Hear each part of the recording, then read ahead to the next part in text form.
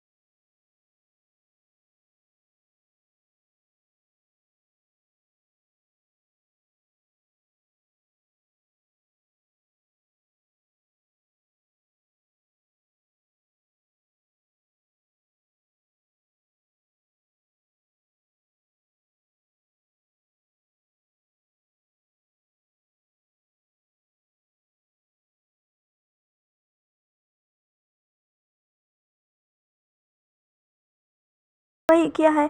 और और वो कैसे बच गया मुझे नहीं पता।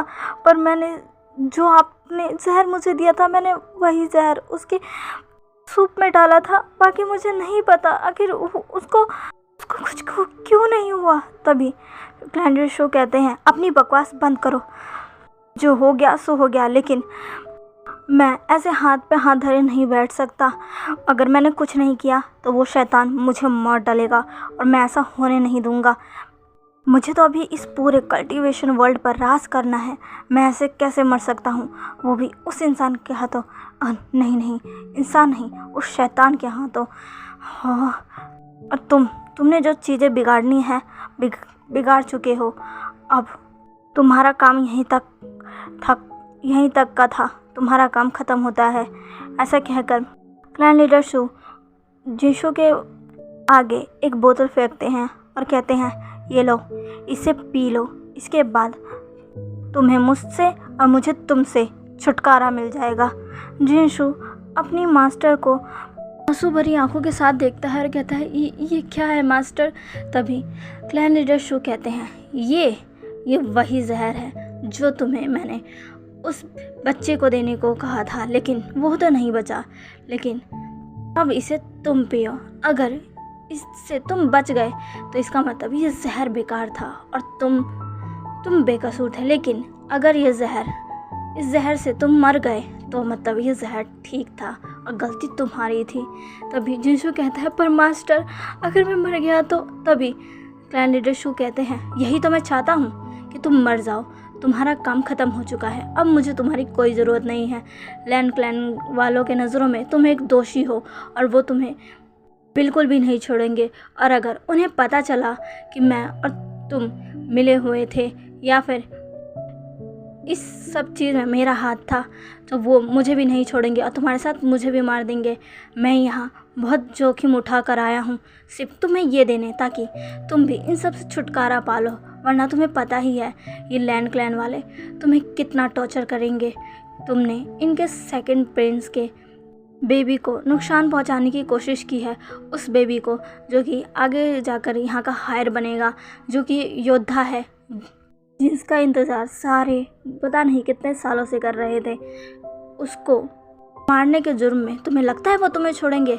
इसलिए मैं तुम्हारा काम आसान करने के लिए ये लेकर आया हूँ। इसे पियो और आराम से इस दुनिया को अलविदा कह दो, जिससे तुम्हारा काम भी आसान हो जाए और मेरा भी काम आसान हो जाए। वैसे भी तुम तो मेरे साथ अपना कर्ज चुकाने के लिए थे ना। तुम अपना कर्ज चुका रहे थे मेरी मैंने जो तुम्हारी मदद की थी तुम बस उसका कर्ज चुका रहे थे, तो अब इसे पियो और अपने सारे कर्जों से छुटकारा पालो। ऐसा कहकर क्लैन लीडर शू वहाँ से चले जाते हैं और जिनशू जो कि आंसू भरी आंखों के साथ उस बोतल को ही देखता रहता है। इधर दूसरी तरफ हमें लैंड क्लैन के एक रूम में दो लोगों को दिखाया जाता है, जहाँ पर एक बहुत ही गुस्सा और एक उसके सामने डरा सहमा सा खड़ा था। अचानक से पहला वाला शख्स उस दूसरे शख्स को एक खींच कर चाटा मारता है। वो शख्स कोई और नहीं बल्कि जिन क्लैन लीडर थे और उनके सामने वो दूसरा शख्स कोई और नहीं बल्कि उन्हीं का बेटा मैंग्याओ था। मैंग्याओ अपने फादर की तरफ देखता है और कहता है फादर। तभी क्लैन लीडर जिन कहते हैं चुप हो जाओ, खबरदार अगर तुमने एक बार भी मुझे फादर कहा तो तुमसे बस मैंने एक काम करने को कहा था, लेकिन तुमसे वो भी नहीं हुआ ना। मैंने तुमसे कहा था कि इस नामकरण से पहले ही जो भी मैंने तुम्हें कहा है वो काम तुम्हें करना होगा, ताकि ये नामकरण होने की नौबत ही ना आए। लेकिन नहीं, तुमने तो कुछ नहीं किया। इनफैक्ट आज भी तुमने कुछ भी नहीं किया। तभी मैंग्याओ कहता है नहीं फादर, ऐसा कुछ भी नहीं है। मैंने अपनी पूरी कोशिश की थी। आपने मुझे कहा था कि मैं मौका मिलते ही उस बच्चे को मार डालूं। मुझे जब भी मौका मिलता मैं कुछ ना कुछ ज़रूर करता, पर उस पर कोई असर ही नहीं होता। मैं बहुत मौके ढूंढता, कई बार तो कोई मुझे मौका देने की कोशिश ही नहीं करता। सब बस उस बच्चे से चिप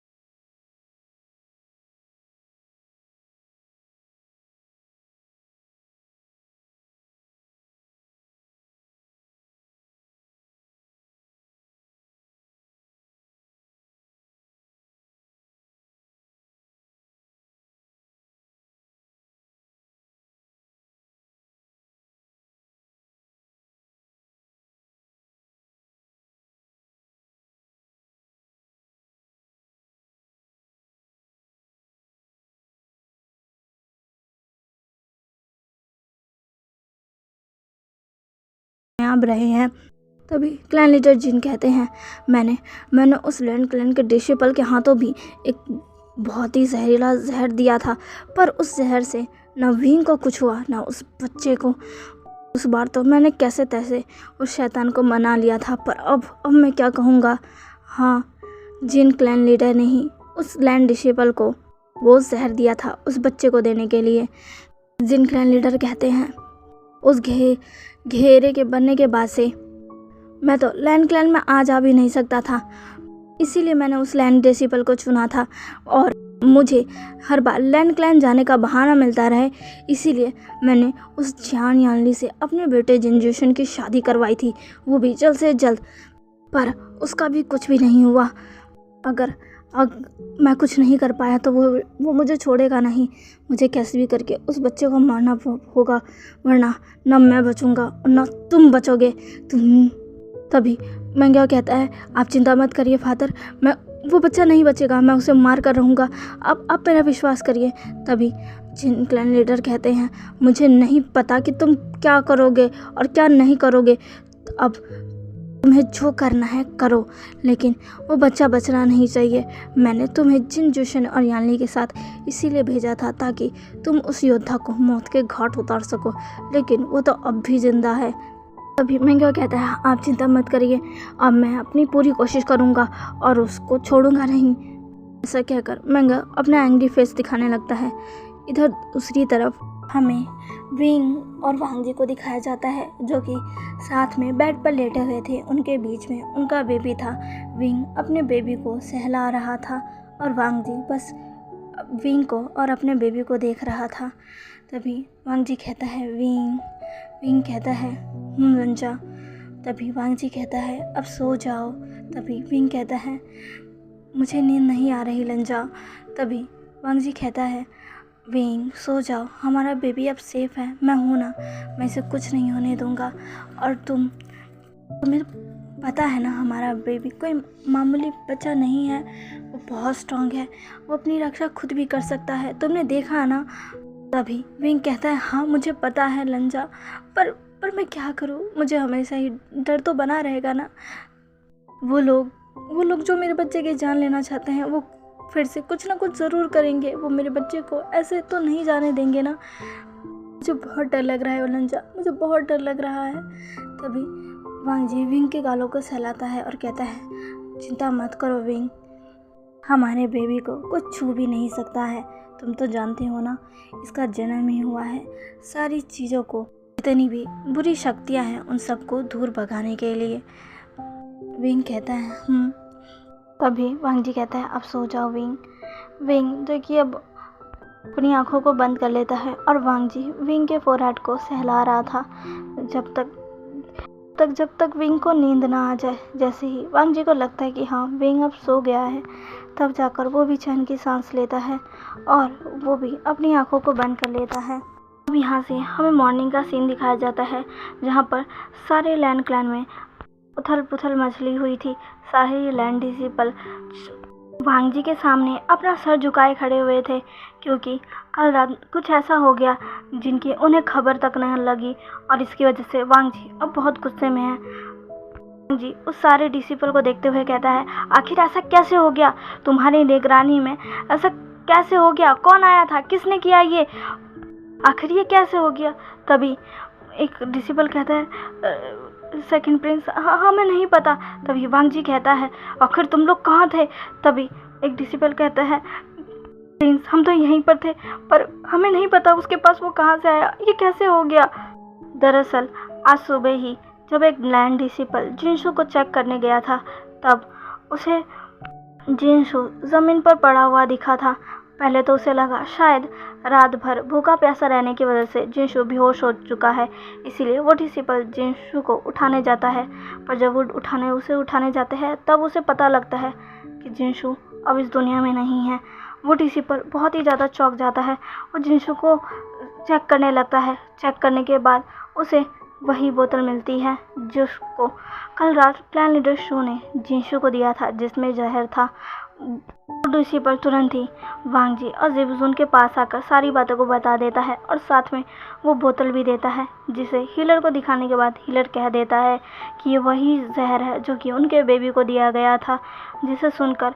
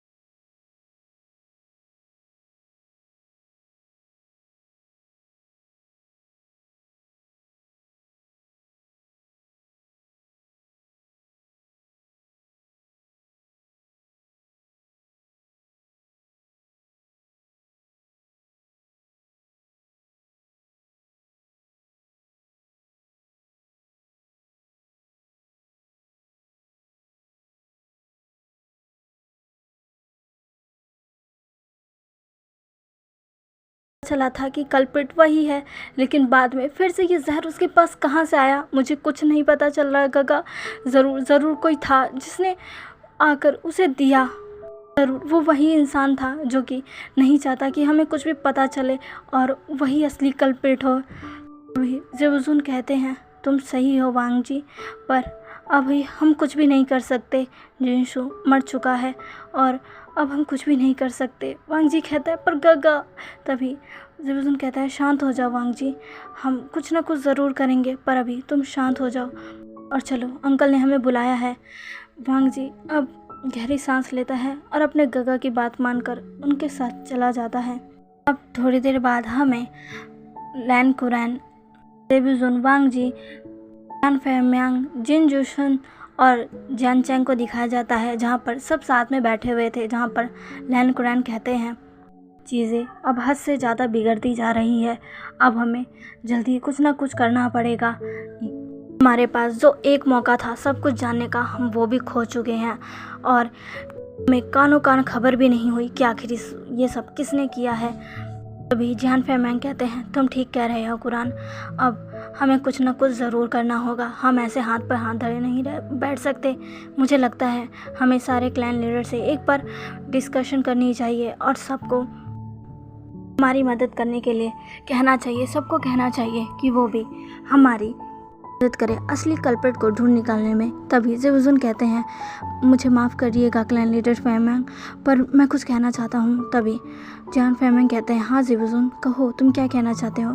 तभी ज़ेबुज़ुन कहते हैं हम ऐसा नहीं कर सकते। ये सुनकर लैन कुरैन और जियान फेमियांग दोनों हैरान हो जाते हैं। वो दोनों कहते हैं पर क्यों। तभी वांग जी कहता है वो इसलिए क्योंकि हमें नहीं लगता कि सारे क्लैन लीडर को ये बताने में हमारा कोई फ़ायदा है।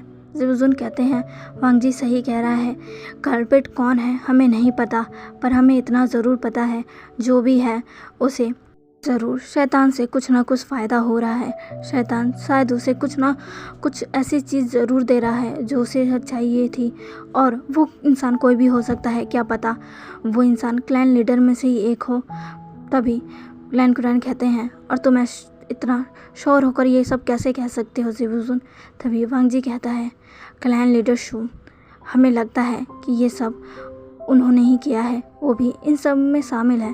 तभी लैन कुरैन कहते हैं पर तुम ऐसा कैसे कह सकते हो वांग जी, तुम्हें पता है ना कि जब हमने वो रिचुअल परफॉर्म किया था उसको बनाने में क्लैन लीडर शू ने भी हमारी मदद की थी, तुम ऐसा उनके बारे में कैसे कह सकते हो। तभी जियान फेमियांग कहते हैं हाँ वांग जी, हाँ ज़ेबुज़ुन, उस रिचुअल को परफॉर्म करने में और उस घेरे को बनाने में क्लैन लीडर शू ने भी कितनी मदद की थी, तुम उन पर ये इल्ज़ाम कैसे लगा सकते हो। तभी वांग जी कहता है हम उस पर पूरा इल्ज़ाम नहीं लगा रहे कि उन्होंने ही किया है, हमें बस उन पर शक है। ज़ेबुज़ुन कहते हैं आपको तो पता ही होगा जीशुन क्लैन लीडर शू का ही आदमी था। तभी जियान फेमियांग कहते हैं हाँ, लेकिन उसने ये बताया ना कि उसी ने ये सब किया है और क्लैन लीडर शू का इसमें कोई हाथ नहीं है। तभी ज़ेबुज़ुन कहते हैं पर हमें ये पक्का तो ये कि पता नहीं है ना कि इसमें उन्हीं का हाथ है या नहीं है। वांग जी कहता है गगा ठीक कह रहे हैं, आपको भी किसी से भी कुछ भी नहीं कहना चाहिए। तभी जोशन कहता है मैं भी वांग जी और ज़ेबुज़ुन की बातों से सहमत हूँ। जियान चैंग कहता है मैं भी ज़ेबुज़ुन और वांग जी की बातों से सहमत हूँ, मुझे भी नहीं लगता कि हमें सब में ये बात बतानी चाहिए कि क्या हो रहा है। मुझे लगता है जो कल्प्रिट है वो हमारे आसपास ही है, पर हमें उसे पहचान नहीं पा रहे और उसको ढूंढने के लिए हमें सारा काम खामोशी से करना होगा। तभी ज़ेबुज़ुन कहते हैं तुम ठीक कह रहे हो जियान चैंग। तभी अंकल कुरैन कहते हैं अगर तुम सबको ऐसा ही लगता है तो ठीक है, हम किसी से भी कुछ भी नहीं कहेंगे, लेकिन अब तुम्हें जो भी करना होगा वो सब शांति से करना होगा और जल्द से जल्द उस कल्प्रिट का पता लगाना होगा। ज़ेबुज़ुन कहते हैं जी। वांग जी भी कहता है जी अंकल, आप फिक्र मत करिए, हम सब कर लेंगे। तो चलिए गाइस, आज के लिए बस इतना ही। आज का पार्ट ऑफ कैसा लगा प्लीज़ प्लीज़ प्लीज़ मुझे कमेंट करके ज़रूर बताइएगा, और प्लीज़ मेरे चैनल को लाइक, सब्सक्राइब एंड शेयर कर दीजिएगा। मिलते हैं इसके नेक्स्ट पार्ट में। बाय।